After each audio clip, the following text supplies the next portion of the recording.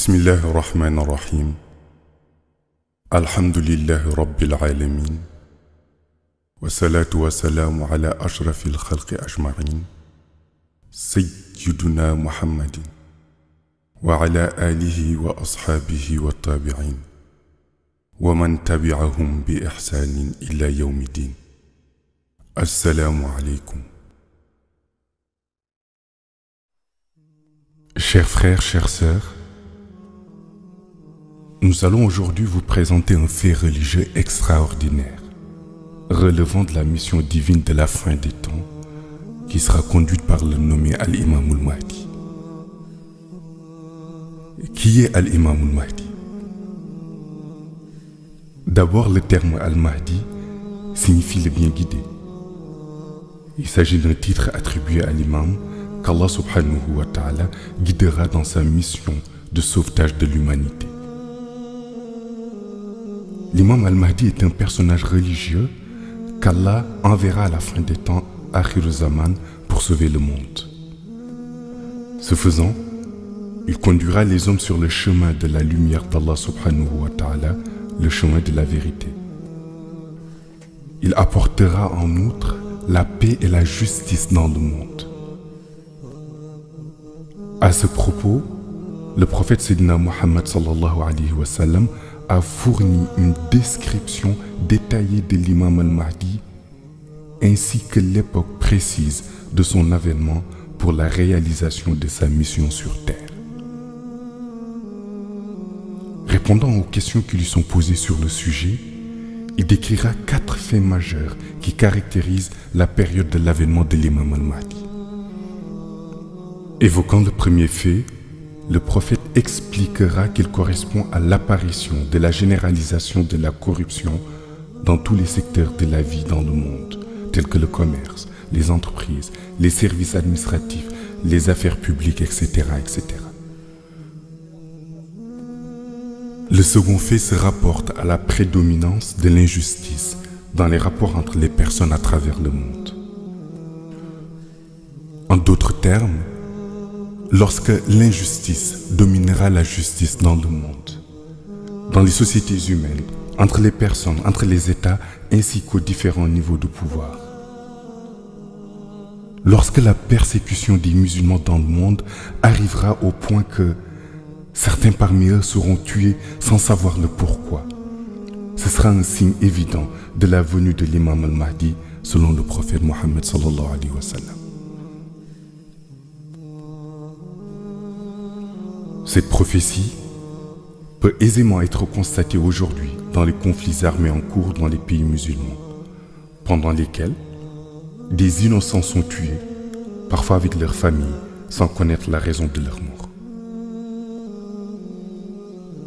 Enfin, le prophète explique que lorsque les musulmans seront stigmatisés à travers le monde, jusqu'à ce que la pratique de leur religion avec quiétude devienne difficile, voire impossible, dans certaines contrées du monde, il s'agira d'un signe de l'apparition de l'imam al-Mahdi. De ce qui précède, il apparaît que l'imam al-Mahdi soit en effet un personnage clé de l'histoire sainte. S'agissant de son personnage, le prophète a évoqué au cours d'une causerie avec ses compagnons 4 exemples qui le décrivent sans équivoque.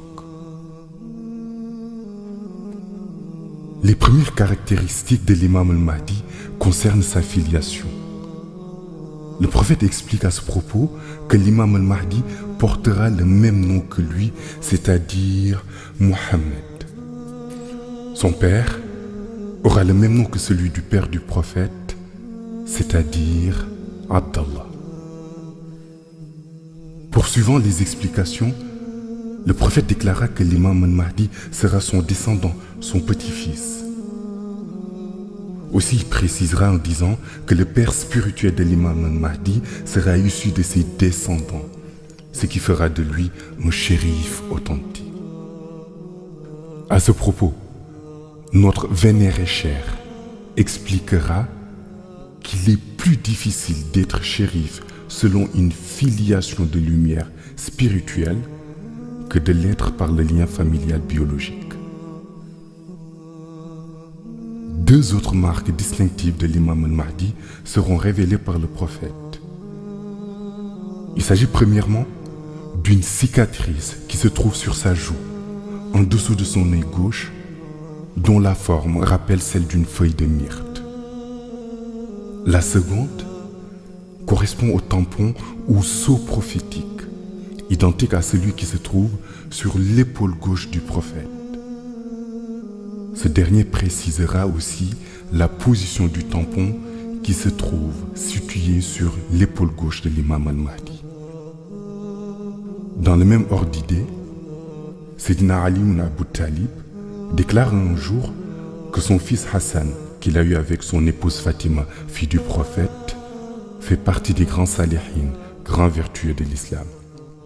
Il ajouta que dans la lignée d'Hassan naîtra un homme noir, africain, qui ressemblera au prophète physiquement et héritera de toutes ses qualités humaines. Sayyidina Ali ibn Abu Talib précisa ainsi que cet homme noir africain, descendant de Sayyidina Hassan, sera le futur imam al-Mahdi, décrit par le prophète Mohammed sallallahu alayhi wa sallam. Dans la même lancée, El-Hajj Malik Sy, un grand érudit musulman, précisera que l'imam al-Mahdi sera adepte de la confrérie Tijani. Cette prédiction avait été affirmée au préalable par Mawlaya Cheikh Ahmed Tijani, petit-fils de Sayyidina Hassan et fondateur de la confrérie Tijani. Il dira en substance que l'imam al-Mahdi sera adepte de sa confrérie et confirmera en plus le fait que Mawlaya Cheikh Ahmed Tijani est celui qui détient la suprématie sur les saints après les prophètes. Aussi bien le fondateur de la confrérie Tijani que tous les autres savants musulmans ont par ailleurs confirmé le fait que l'imam al-Mahdi sera le calife de la confrérie Tijani et il recevra directement cette mission de calife par les soins de Mawlaya Cheikh Ahmed Tijani en personne. Cette transmission de la mission de calife de la confrérie Tijani à l'imam al-Mahdi se déroulera de façon identique à la transmission de la confrérie Tijani par le prophète Mohammed sallallahu alayhi wa sallam à Mawlaya Cheikh Ahmed Tijani.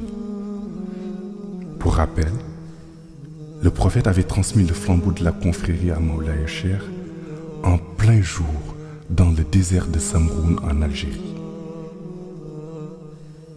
Concernant le côté mystique, il faut noter que la mission de l'imam al-Mahdi a été prédéterminée. Nous pouvons d'ores et déjà vous dire que c'est un noir originaire d'Afrique. La question qui se pose est alors de savoir comment peut-il être le descendant du prophète Mohammed alors qu'il est noir. Il est aussi bien le fils authentique de lumière du prophète que celui de Mawlaya Cheikh Ahmed Tijani. Ali ibn Abu Talib disait que la silsila, chaîne de transmission initiatique du Mahdi du côté Shahada, remonterait à Hassan. Si l'on suit la filiation de Mawlaya Cheikh, l'on constate qu'il est rattaché à Sayyidina Hassan. Le Mahdi a une particularité, car le prophète, en lui donnant la vie côté lumière, est son grand-père. Et Mawlaya Cheikh Ahmed Tijani, en lui donnant la vie dans les mêmes conditions, est considéré comme son père.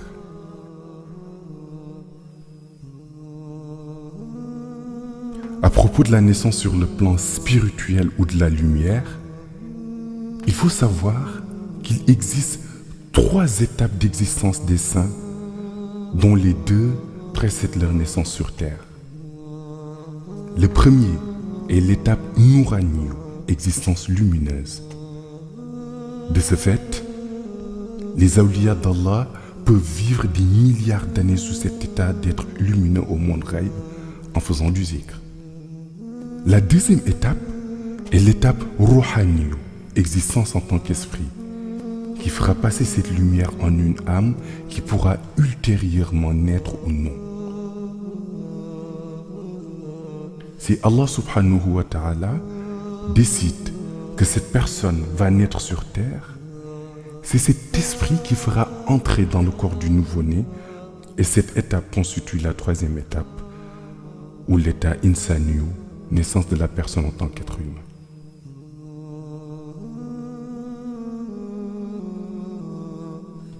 Il est un shérif authentique, car c'est Mawlaï Cheikh Ahmed Tijani qui l'a engendré en tant que lumière au monde Ghaib, et il est son père spirituel.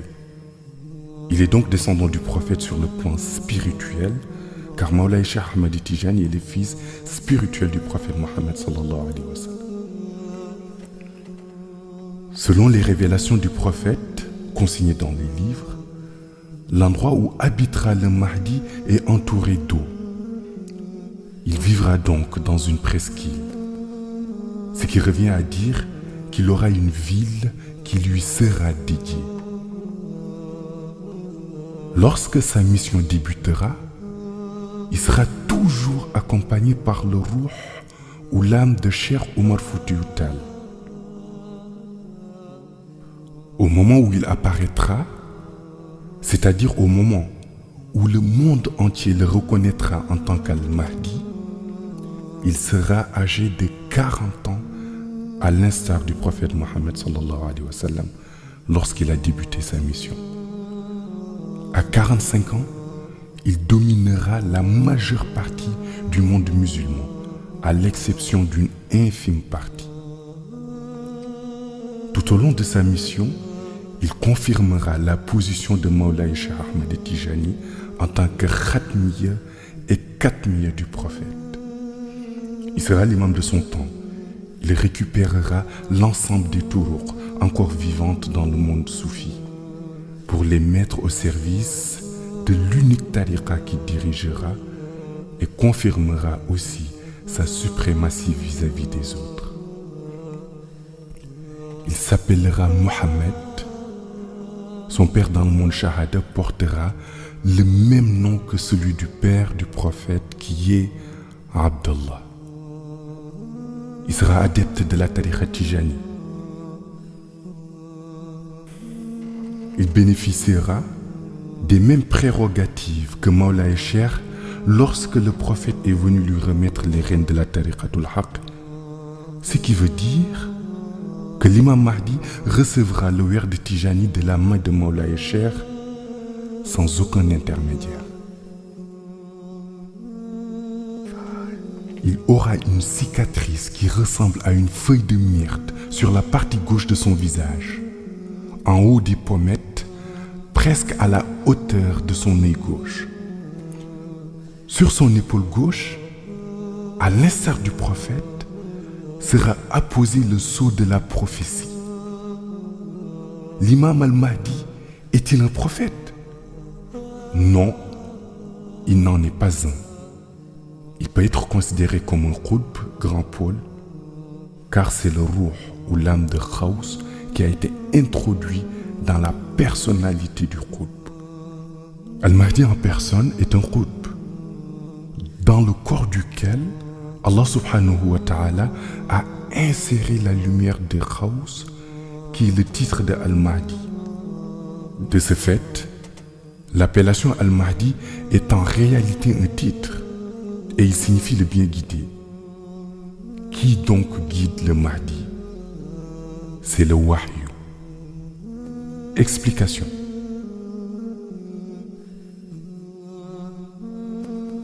La vie du Mahdi ressemble fort à celle du prophète Mohammed sallallahu alayhi wa sallam.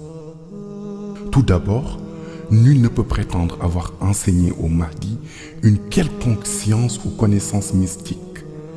Allah subhanahu wa ta'ala a procédé avec lui comme il l'a fait avec le prophète Mohammed sallallahu alayhi wa sallam, qui était le prophète illettré ou Nabiyul Ummi. Sa science impressionnera bon nombre de savants qui auront du mal à trouver d'où il sort cette connaissance sans faille, cette science d'une précision irréprochable. Le prophète avait prédit que ceux qui allaient le contredire dans ses enseignements seraient les savants versés dans la connaissance livresque. Quand on lui demandait comment cela pouvait être possible, Le prophète leur a répondu que Allah subhanahu wa ta'ala lui a confié une science jamais révélée. Tous les codes cachés de Shari'atul Muhammadiyya lui ont été dévoilés. Tout ce qui n'a pas été dit dans la haqiqa, c'est-à-dire les codes des réalités pures et vraies, ont été mis à sa disposition dans le cadre de sa mission. C'est à partir de la source de connaissances appelée Ilmul Ladani que l'imam al-Mahdi puisera ses ressources pour véhiculer son message afin de mener à bien sa mission. Sa mission sera semblable à celle des prophètes. Il est en permanence en connexion avec Allah qui l'inspire dans ses actes. Ce phénomène est encore appelé Wahyu. Les savants classiques seront tellement dépassés par le niveau de connaissance du Mahdi et la hauteur de ses révélations qu'ils en arriveront à réfuter ses jugements. L'imam al-Mahdi sera accompagné de 313 soldats qui viendront de Raïb. Ces derniers apparaîtront pour certaines occasions aux yeux de tous ou ils resteront invisibles si la situation le préconise.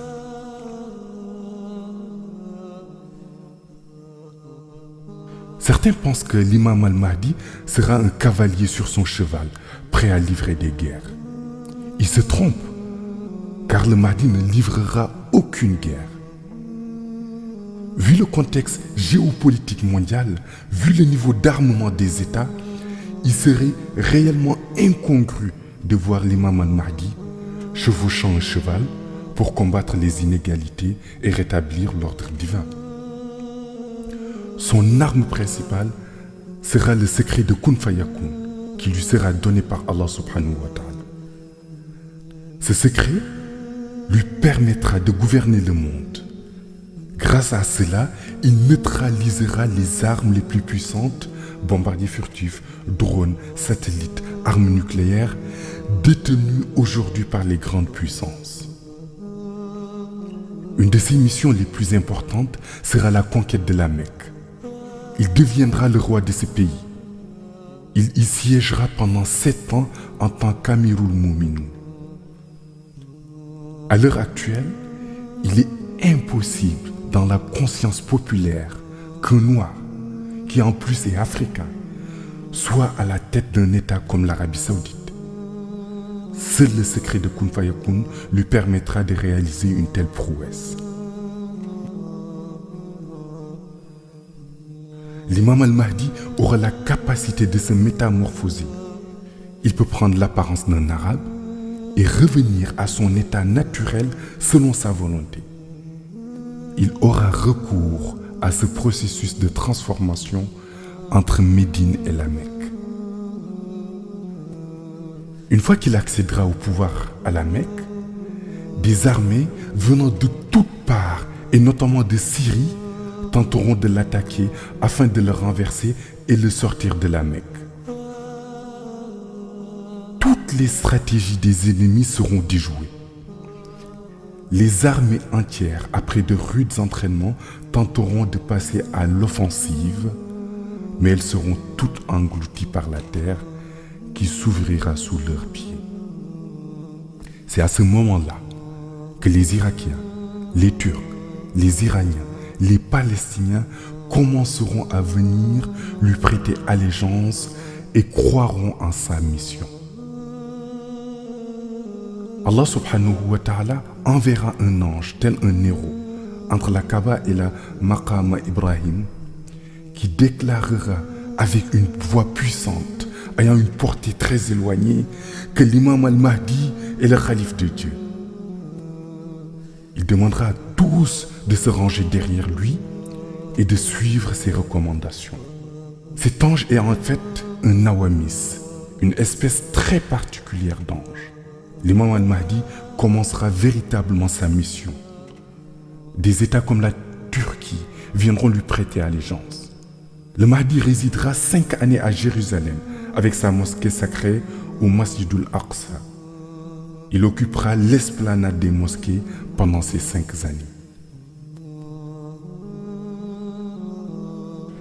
Les Occidentaux continueront à élaborer des stratagèmes pour le combattre, mais en vain. Ils enverront des missiles contre lui. Mais grâce à son secret contenu dans Kun Fayakun, le Mahdi retournera à l'envoyeur les bombes qui lui étaient destinées. Ainsi, personne ne pourra anéantir sa mission. Il la commencera à l'âge de 40 ans et la poursuivra pendant une durée de 45 ans avant la descente du prophète Isa ibn Maryam. Le prophète Isa ibn Maryam, celui-ci descendra un matin à l'heure de la prière de Fajr dans la Zawiya où se trouvera l'imam al-Mahdi pour diriger la prière. À l'arrivée du prophète Isa, l'imam al-Mahdi va reculer pour lui céder la place afin qu'il dirige la prière. Le prophète Isa, alayhi salam, déclinera cette offre et choisira de se placer derrière lui pour ouvrir la prière.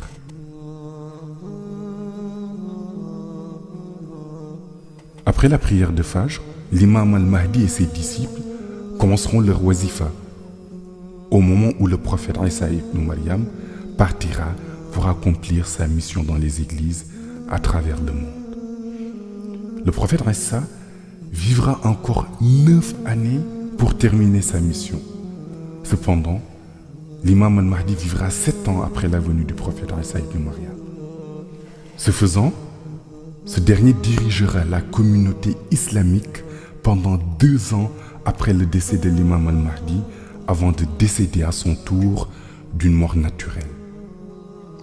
En effet, dans le monde Ghaib, il est indiqué que le prophète Isa ibn Maryam vivra pendant 40 jours lorsqu'il reviendra sur terre. Mais ces 40 jours annoncés dans le monde Ghaib correspondent en réalité à 9 années sur terre. Ceci parce que le mode de calcul dans le monde Ghaib se fait selon plusieurs règles que seul un connaisseur de ce monde peut traduire dans l'échelle de temps du monde Shahada, c'est-à-dire le monde ici-bas.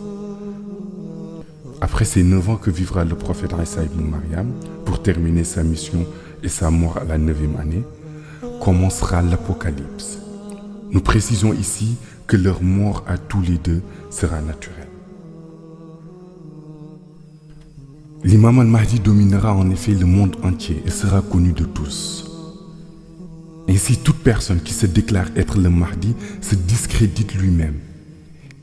Il est aisé de constater que des milliers de personnes se sont déclarées être l'imam al-Mahdi, ce qui s'est révélé faux, d'autant que l'imam al-Mahdi aura une mission universelle et aura une renommée mondiale. Rien qu'en Iran, plus de 3000 personnes sont en prison pour avoir déclaré qu'ils étaient l'imam al-Mahdi. Il faut cependant noter que l'imam al-Mahdi dont parlent les chiites est différent de l'imam al-Mahdi dont parlent les sunnites. Les chiites font allusion à leur 12e calife qui, selon les récits, était entré dans une grotte souterraine quand il était enfant. Les chiites attendent sa sortie de cette grotte. Les sunnites, quant à eux, parlent de l'imam al-Mahdi révélé par le prophète Mohammed sallallahu alayhi wa sallam et décrit comme étant le bien guidé par Allah subhanahu wa ta'ala. C'est lui le vrai imam. Et Cheikh Ahmed Tijani a déclaré qu'il sera son adepte et son calife dans la confrérie Tijani. En plus, il confirmera que c'est lui, Cheikh Ahmed Tijani, le détenteur du plus grand pouvoir divin après le prophète Mohammed sallallahu alayhi wa sallam. Malgré les innombrables annonces faites par des personnes se faisant passer pour être l'imam al-Mahdi dans plusieurs pays tels que le Sénégal, les États-Unis, la France, etc., personne ne se trompera sur l'identité du véritable imam al-Mahdi, puisque ce dernier prouvera réellement qu'il est l'imam al-Mahdi par le fait qu'il gouvernera le monde. Il dirigera les prières à Masjid al-Aqsa de Jérusalem pendant 5 années au cours desquelles il en fera son siège. Il siégera aussi à la Mecque pendant 7 ans où il dirigera les prières à Masjid al-Haram. les musulmans du monde entier, Pakistan, Indonésie, les pays du Maghreb, les pays arabes, ceux d'Asie, d'Afrique, d'Europe, etc. lui feront allégeance. L'imam al-Mahdi régnera avec le pouvoir de Kun Fayakun qui lui a été confié par Allah subhanahu wa ta'ala. Ainsi, tous les pays qui lui feront allégeance le feront suite à des miracles qu'il accomplira. Par exemple, il fera un miracle extraordinaire à Istanbul en Turquie, suite auquel l'ensemble du pays lui fera allégeance et le considérera comme étant leur guide suprême. C'est pourquoi quelqu'un qui déclare qu'il est l'imam al-Mahdi sans apporter les preuves attendues de ce dernier ne peut être crédible. Des dirigeants dotés d'une grande puissance militaire le suivront et seront sous son autorité. Les journaux, les télévisions et les organes de presse du monde entier feront la une de leurs publications sur les activités de l'imam al-Mahdi. De par le fait qu'il gouvernera le monde par son pouvoir qui lui a été attribué par Allah subhanahu wa ta'ala, l'imam al-Mahdi pourrait être assimilé au général des forces armées du monde, un véritable homme de pouvoir. C'est la raison pour laquelle que le prophète s'est évertué à fournir des explications concernant l'imam al-Mahdi eu regard à l'importance et à la dimension et à la grandeur de la mission qu'il devra accomplir, telle que la gouvernance du monde, le rétablissement de la justice sur terre, l'instauration de la paix dans le monde, la rédemption des âmes, etc., etc. Lorsque l'imam al-Mahdi aura accompli certaines prouesses, telles que le siège à la Mecque pendant 7 ans et à Masjid al-Aqsa Jérusalem pendant 5 ans, lorsque des pays comme la Turquie et les autres grands pays lui feront allégeance,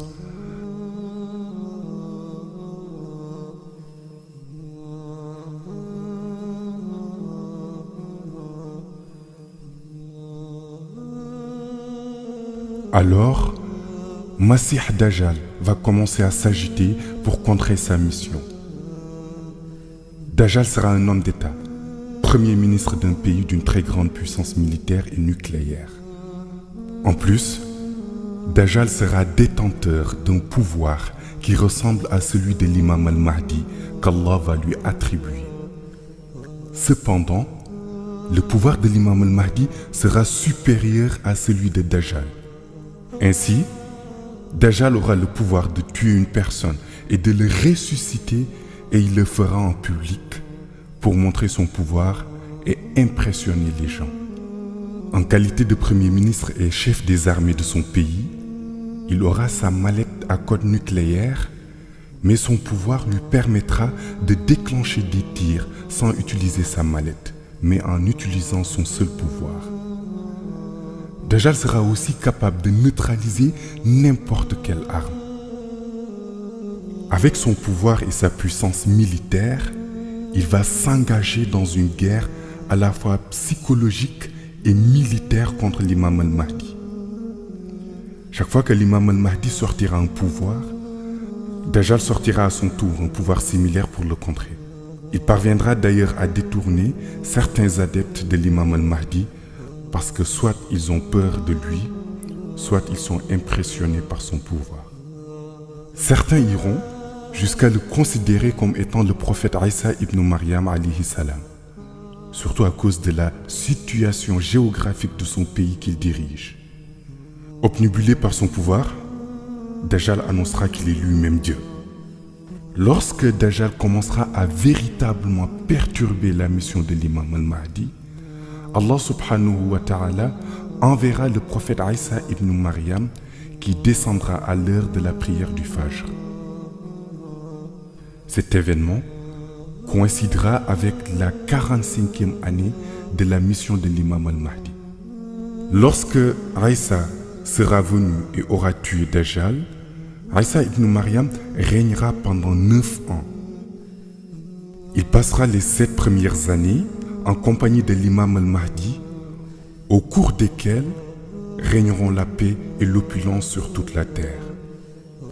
La nature sera généreuse, les arbres produiront plus et la pauvreté sera rayée de la surface de la terre. Par exemple, une plante qui produisait 100 fruits va produire désormais 1000 fruits. Cette abondance adviendra parce que le prophète Isa ibn Maryam aura de nouveau marché sur la terre et aura tué Dajjal. Ce sera une période de stabilité généralisée dans le monde, sous la direction de l'imam al-Mahdi pendant 7 ans. À la 7e année, l'imam al-Mahdi décédera et Isa ibn Maryam poursuivra la mission pendant 2 années encore pour décéder à son tour, et ça sera le début de l'Apocalypse. Tous les éléments qui étaient mécontents vont se déchaîner, tels que les vents violents, les mers qui vont quitter leur lit pour occasionner des destructions sur la terre. Le feu fera également sa part de destruction, ainsi que d'autres fléaux qui vont assaillir la terre. Dans cet avènement de l'imam al-Mahdi, les enseignements du prophète Mohammed sallallahu alayhi wa sallam ne peuvent passer inaperçus. Il disait en l'occurrence que l'imam al-Mahdi sera mi-chauve, au visage lumineux. Il disait qu'il sera un jeune d'une beauté exemplaire, à l'image de la beauté du prophète Yusuf alayhi salam. Dans le même ordre d'idées, Maulana Cheikh Ahmad Tijani, enseignant à notre vénéré Seydou Mohamed El-Cheikh les connaissances relatives à l'imam al-Mahdi et à sa mission. Il disait en somme, l'imam al-Mahdi est mon fils, ce qui a fait penser à beaucoup de gens qui ne pouvaient être qu'un arabe, alors que la filiation dont fait allusion Maulana Cheikh Ahmad Tijani est une filiation de lumière. En d'autres termes, l'imam al-Mahdi est son fils spirituel. Aussi, l'idée qu'un noir puisse siéger à la Mecque est difficilement admissible, vu la manière dont les noirs sont sous-estimés dans le monde arabe. Cependant, Allah subhanahu wa ta'ala avait déjà donné à l'imam al-Mahdi le degré spirituel nécessaire pour lui permettre de réaliser sa mission, quelle que soit la couleur de sa peau. Enfin, comme cela a été écrit par plusieurs savants musulmans, le prophète Mohammed sallallahu alayhi wa sallam avait prédit la naissance de l'imam al-Mahdi vers l'an 1400 de l'ère musulmane. Et il commencera sa mission quand il aura 40 ans. Voilà l'histoire de l'imam al-Mahdi. Et il semble qu'il ne serve à rien de déclarer tout azimut que tel ou tel est l'imam al-Mahdi, puisqu'il se fera lui-même connaître par des preuves évidentes qu'il devra accomplir à travers le monde dans le cadre de sa mission universelle. Ce récit est tiré des enseignements de notre honorable cheikh, Khutb al-Akhtab al-Kabir, Maulay Seydou Mohamed El-Cheikh. Assalamu alaikum wa rahmatullahi ta'ala wa barakatuh.